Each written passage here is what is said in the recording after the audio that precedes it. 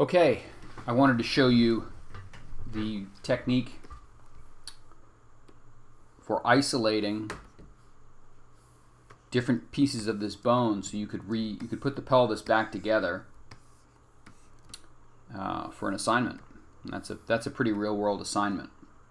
So we've already gone through and done the retopology. So this has the decent topology with the multiple subdivision levels. We're going to work at the lowest subdivision level. And then this is the one that came right out of Osirix. And again, if we had to do it again, we would close up these holes. We'd get a more generous selection, meaning a lower number, and it would fill these holes better. All right. So to be careful, I think the smart way to do this is to duplicate our model, the one with all the subdivisions. And I'm going to go ahead and delete the higher subdivision levels. You may not need to do this. ZBrush has come a long way since I first started using it. So most of what I do is done out of an abundance of caution. So here we know that this is an entire bone. Even though it's connected here, that's Dynamesh that connected it. It shouldn't be connected. So we need to separate those. So what I'm going to do is I'm going to create a new subtool for each bone. So I'm going to do, so if I hold down Command and Shift, I get this selection arrow, which is going to select everything inside that box. But if I hold down Command and Shift and then select a different tool, like the Select Lasso, I can get a different kind of selection tool. So here I really want the Select Lasso. And again, I'm holding down the Command key and the Shift key, and that looks good. So that's that one bone, and we're going to split that off. We're going to say split hidden. Did it do it?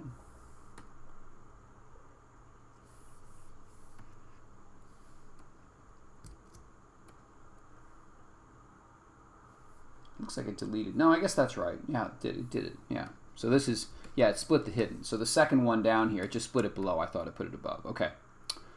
All right, and so that gives us this. And this way you can just go through and select the individual bones that you want. So here we're going to select the, what is that? The iliopubic ramus.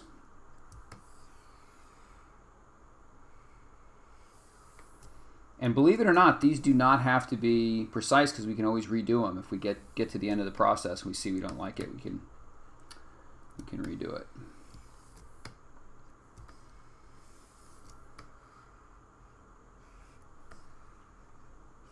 Okay, so we're going to do split hidden again. And again, it puts it below. That makes sense, actually. Okay. Get this bone down here.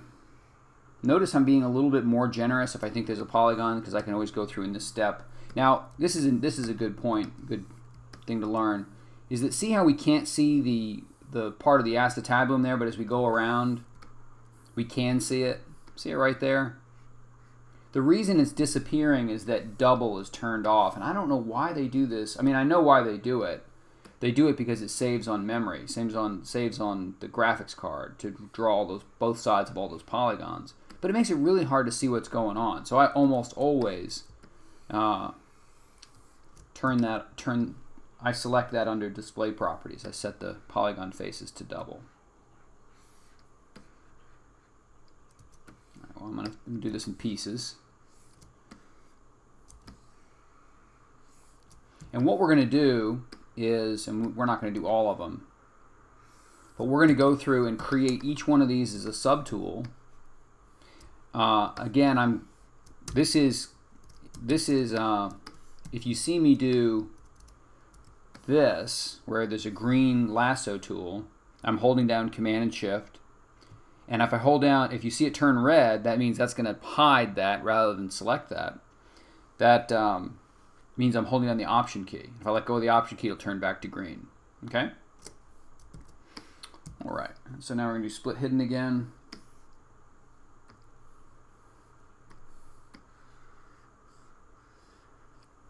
And now for the last piece of the bone.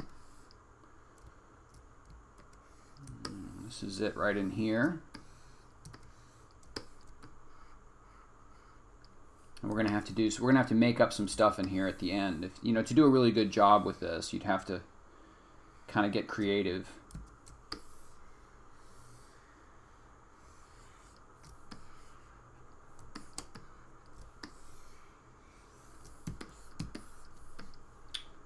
Do split hidden again.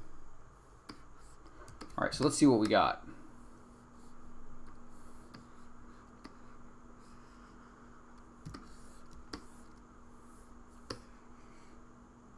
I'm not sure if that's another fracture or not. I guess it is actually.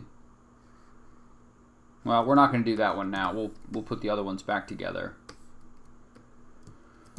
Okay. I would assume it gives them new. No, it doesn't give them new polygroups. So let's turn solo off. All right. So now we have different subtools. So if I'm gonna option click, that's the main. That's this one down here. And you could name these. You could rename these if it would help you. And I'm just going to go up through the different subtools, and I'm just option clicking on them to select them. Right? And now what I want to do is, and you can also use the up arrows, up and down arrows. Now what I want to do, I want to give these different colored polygroups just so it just helps me keep track of them. And I'm doing that by, once I select them by option clicking, I'm going to hit Control W, and that's going to give them, and you could do, go down here under polygroups and say auto groups, and it would do the same thing. Okay? All right, so now when we select these, they should all turn to a different color. Yeah. All right.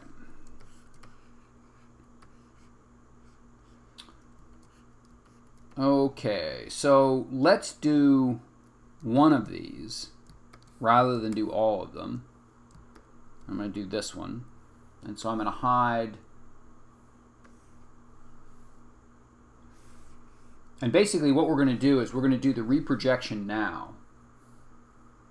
And we're going to do that onto our higher, our best looking model, which is this one. So we only need to have that model. Yeah, we need this one. Oh, that's not it. It's this one. So this is the ischial tuberosity. So we're going to name it ischial tuberosity. Okay, now that we've gone through and selected everything, in fact, we could go through and name all of these. This is femur and ilium.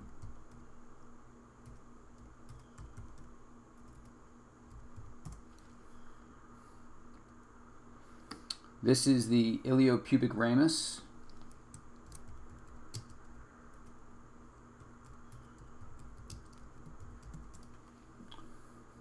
And this is the ischiopubic ramus.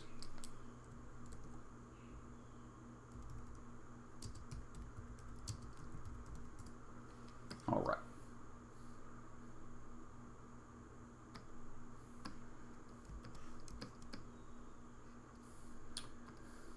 Okay, so we're going to do the ischial tuberosity. We're going to hide that, and we're going to turn on